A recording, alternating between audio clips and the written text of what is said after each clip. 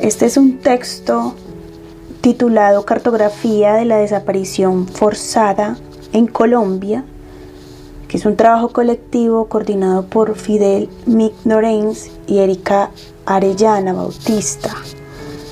Este apartado que voy a permitir leer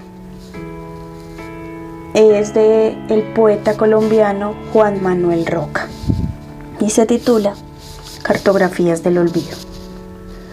Debo empezar por decir que mapear o cartografiar un fenómeno tan inaprehensible y trazado con humo como es la desaparición forzada requiere de una argumentación que en muchos aspectos tiene, sin que sea irrefutable, que basarse en la estadística, pero también, y quizás más aún, en el tamaño más intangible que deja en una sociedad el vacío, la incertidumbre que no tiene medidas ni números, sino atmósfera de pesadilla colectiva, las huellas sin paso del que salió sin regreso, del que se llevaron. La frialdad de las estadísticas, muy seguramente sin pretenderlo, dejan por fuera el drama individual para hacerlo cuantitativo. Debajo de las multiplicaciones hay una gota de sangre de pato. Debajo de las divisiones hay una gota de sangre marinero, decía un poeta granadino frente a la miseria disfrazada de gala, al espejismo y a la engañosa asepsia de Wall Street. ¿Cómo no recordar también a un pensador desobediente, Belvi Portens, que acuñó esta divisa que ha cobijado a todas las autocracias del mundo? Mata a un hombre, serás un asesino. Mata a 1000 hombres, serás un héroe. De la misma manera se podría parodiar a Portens en una cartografía del miedo como la que vivimos. Desaparece a un hombre, podrá ser un prestigitador. Desaparece a miles, serás un patriota justiciero. Ese mismo mapa y esa misma cartografía sirven para diseñar un cuadro clínico del miedo. Ya instalado el temor, nace la incertidumbre que conduce a la inacción y a una sorda y amordazada obediencia. No es raro el papel con el que este aturdimiento colectivo participan, no siempre de una manera consciente, los medios.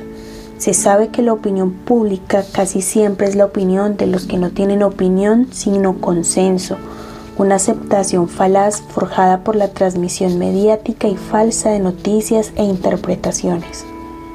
En Colombia la verdad tiene fecha de vencimiento, dependiendo del poder de negación del revictimizador, siempre dispuesto a negar crímenes y desapariciones. Un mapa de nieblas, una historia, perdón por reiterarlo, escrita de manera meticulosa y oficial, más que por la punta del lápiz por el lado del borrador. ¿Cómo no recordar en estos parajes un acerto del formidable poeta de la resistencia francesa René Char en Los compañeros en el jardín? La historia es el reverso del traje de los amos, algo que me acoge de manera valiente y generosa esta cartografía de la desaparición forzada en Colombia. Es la historia que se esconde en el atuendo de las gentes del poder. No es posible dejar de pensar que no haya otro tipo de desaparecidos. Es comprobable cómo se suman a las encuestas otros invisibilizados. Ya no es un orden físico sino intelectual, los que nunca hemos sido encuestados para forjar los consensos mencionados, y otros más, los que por atreverse a manifestar una verdad incómoda al establecimiento tienen expedido y sin nacionalidad un pasaporte al mapa del limbo. Acá la premisa de Walter Benjamin, que señala que hay una esfera hasta tal punto no violenta del entendimiento humano que es por completo inaccesible a la violencia, la verdadera y propia esfera de entenderse, la lengua.